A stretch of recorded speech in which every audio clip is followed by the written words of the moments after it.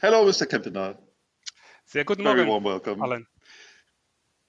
Yes, I would like to start with a rather simple question. How are you coping with COVID-19 at the moment? We can see you're at home. Maybe you can give us a very quick insight on how the Commission's working at the moment. You told me that you're going back to your offices in September, right? Yes, indeed. So in March, we were asked all to start working from home. Myself, I have 3 young children, so I thought it was going to be quite challenging to be able to do my work, my normal work, and continue also looking after the children. It turns out that COVID-19, especially the European Green Deal, makes it even more challenging, because actually from March onwards, I think our workload has doubled, because we really see here that COVID-19 is an unique, an unfortunate, but a unique chance that we have to take advantage of the position that we need to look forward into the future, and then couple this to the European Green Deal. So yes, personal situation is we've been working very hard to make this happen.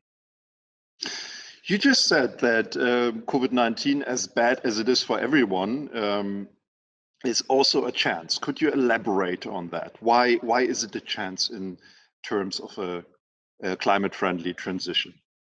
Yeah. So the European Commission has essentially already done 2 things. The first one is to, of course, try to alleviate any immediate pain from the COVID-19 and the impacts it has on employment, on jobs, on people, on health, for example, all of these issues. At the same time, we've also started to work on a plan for recovery, because even though the situation is still dire, we need to look forward and we need to take this chance. So already 2 weeks ago, now we've put up forward a proposal for a recovery which really looks into the future. Now, the link to the European Green Deal is that at the beginning of this commission, so under the presidency of Ursula von der Leyen, we've taken the European Green Deal as our growth strategy. So if we want to grow our economy, if we want to grow our society, the European Green Deal is our political fundament. Now, for any recovery activities to support the European Green Deal, we're also looking at how can we accelerate this. And here I think the European Green Deal is unique, and especially the connection to renewable energy is unique, in that if we're switching to the use of cleaner energy sources, renewable energy sources, we need upfront costs. We have upfront costs, but it makes the energy system cheaper in the future because we can rely on our natural resources. Now, this situation is unique in that we can use this opportunity to couple that to front load any investments into this greener future. Are urban centers, cities, a particular focus of the Green Deal? And yes, in which way? They are indeed a particular focus of the European Green Deal. I think I can answer it in 2 questions. First of all, if we look to the COVID-19, and I look at my own city where we're living in here right now, the city has changed. And the city has changed in a way that it has affected transport. It also has changed the way that local communities, local businesses are affected, etc. So already now, especially if we see here in the city which I live in right now, we see that things are changing and changing in the directions of the European Green Deal. Secondly, if we look at the European Green Deal as a whole, it needs to be implemented. And there, I think cities are critical. Cities is where investments come together. It's where the society comes together. It's where businesses come together. So anything that a city can do in the direction of a European Green Deal will have an immediate impact on its citizens. So therefore, I think building around the actions that urban communities can do is critical to see how we can progress.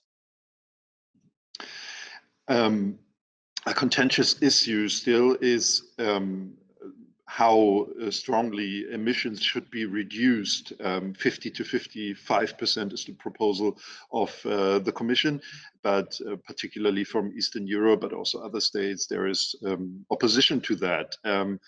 What's your what's your perspective at the moment? Has COVID-19 affected this discussion, and how do you think it will end? I think here it's important indeed to see a target of 50 to 55% as an opportunity. We have this opportunity to reduce emissions more, which will create not only short-term benefits, but also medium and long-term benefits. So it shouldn't be seen as a burden, but really as an opportunity. Because if we can take the recovery plan and we can use that money to invest in renewable energy technologies, if we can take the recovery plan and invest it in new infrastructures, district heating systems, for example, if we can use it to build electricity infrastructure, but even think further, for example, about creating infrastructure for the use of clean hydrogen, then that will create immediate jobs, it will reduce emissions, and it will bring us benefits in the medium to long term. So I really think that if we frame it as an opportunity, we can bring everyone behind this target, this goal of achieving emissions. And then, of course, that has as a benefit that we not only looking at how we can kind of support people today, but we also serve the future. What do you expect from the EU Council presidency of Germany in the second half of the year? Of course, the multi-year financial discussions will be going on. That will be very, very important and also a critical part of the Green Deal. Is that going to dominate, or are you going to get through major legislation regarding further steps of the Green Deal? I have a lot of expectations of the German presidency. So the burden is on the German shoulders. I think there are at least 3 areas where I see kind of that Germany can play a crucial role. Indeed, in terms of the next budget and how we can couple this to the European Green Deal to really make that a growth strategy. I think Germany has already shown that it does this. So how can we bring this to a European level? Secondly, indeed, to bring this European Green Deal forward. A lot of proposals are already being put on the table, but these proposals have now to be put into legislative action. And there again, I think Germany is in itself already very proactive.